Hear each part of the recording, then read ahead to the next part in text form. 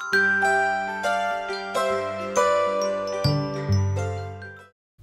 and welcome friends to this little Artjournal tutorial. This tutorial is part of the LoveSummerArt event. And if you haven't heard about it yet, I will put all the information down below the video in the info box. And I'm starting out my Artjournal page with a stencil by Prima Marketing, and I'm using a very fine texture paste here, a very lightweight fine texture paste, and as you can see I'm just scraping it onto the stencil with my palette knife so that it leaves a nice dimensional texture on my page. So next I'm using my Stays On ink, which is waterproof. Since I'm going to work with watercolor later on, I need a waterproof ink here, and I'm just using some random texture and background stamps to add a little bit of detail and some imagery and words to my page, to the base of my page. And since I know that lots of the areas of my stamped images will get covered up later, I don't even bother to have a perfect stamp print here.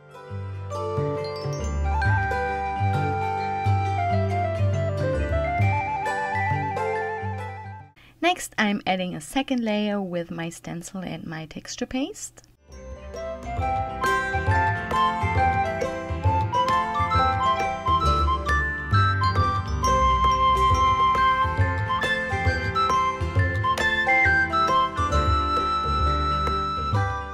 Once the texture paste has dried, I'm going to use my Twinkling H2O's watercolors and the silks, the LoveSummerArt silk paints. I'm just kind of diluting them with some water to activate them and to add them to my background then. And I'm just using my brush and some clear water to add a layer of water to my background.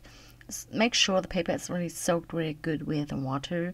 That's why you might want to go for a heavyweight watercolor paper for your Artjournal page. And once the background is really nicely covered with water and the paper is soaked with water really well, I'm going in with my colors and I'm just adding them to my page, spreading them out, adding a little more water, just making them float into the direction that I want them to float, kind of blending them into each other. In parts, of course, I don't want to mix the blue and the yellow completely, because then we would have a green page. But I just want to blend them in some areas, just have fun, play around and see where it takes you, and play until you are kind of happy with the result. It's also fun to use your brush to kind of dab it or tap it with your finger to add little spritzes of paint and water to your page to get a different result, to get a different look. And as you can see, the stenciled images we added with the texture paste in the beginning, they kind of give you a nice resist effect now as we add the watercolor, which is really nice. You know, the images are there, but they are very subtle in the background and they give a nice texture to your page without kind of overcrowding the page.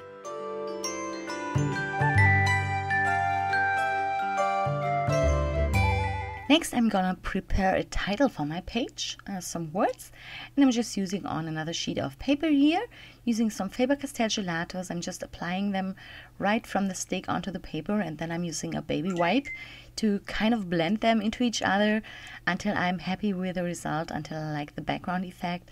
I'm also adding a little bit of the silk paints here, and once this is dry, I'm using some alphabet stamps. Those are by Prima Marketing, and I'm just stamping out my title with some black Stays On ink.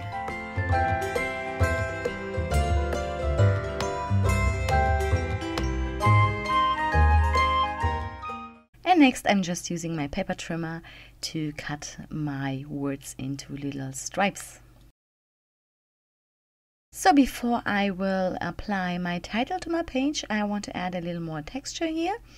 And I'm just flipping through my stash of stencils, and I decided for this Tim Holtz stencil and another stencil by the Crafters Workshop.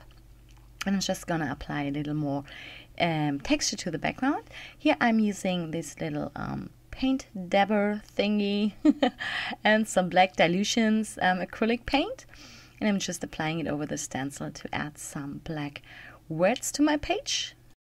And for a little more contrast, I'm gonna add a little bit of black into the background as well with this stencil. Just very lightly. I don't want to overdo it with the black, but I just want to give a little more contrast to all those pastel colors in the background. And next I'm using this stencil with some texture paste again. This time it's a heavyweight, very creamy texture paste, so it's a different one to the one I used before. This one gives you really nice, very raised designs on your page, which I totally love for the finishing touches. And if you know me, you know that I'm a glitter girl. I love glitter, and no page is finished without a little glitter. So I'm using this cute cardstock stencil by Faber-Castell and some Imagination Crafts sparkle medium here. It's also some sort of texture paste which just leaves a raised design with lots of glitter to your page. So I totally love to use that as well with my stencils. And last but not least, I'm distressing the edges of my paper strips. I'm just kind of rubbing my Stencil ink pad along the outline of the paper strips to kind of give it a little bit of a distressed look. And to stick down my paper strips to my page, because there's a lot of texture on the page, I'm using some gel medium. I'm applying a good amount of gel medium to my paper strips, and that that way I can make sure that they kind of stick very nicely to my page. And to finish the page off, I'm gonna add some more black paint splatters here. Again, just using my brush and tapping it with my finger to add a little more contrast as a finishing touch here. Yeah, and that is it. The Artjournal page is finished. I hope you enjoyed this little tutorial. And you can find more detailed images of this finished page on my blog. So yeah, hope you enjoyed it. Again, don't forget to check out the hashtag LoveSummerArt for some more fun art videos of other creative people. And yeah, see you again soon. Thank you so much for watching. Bye!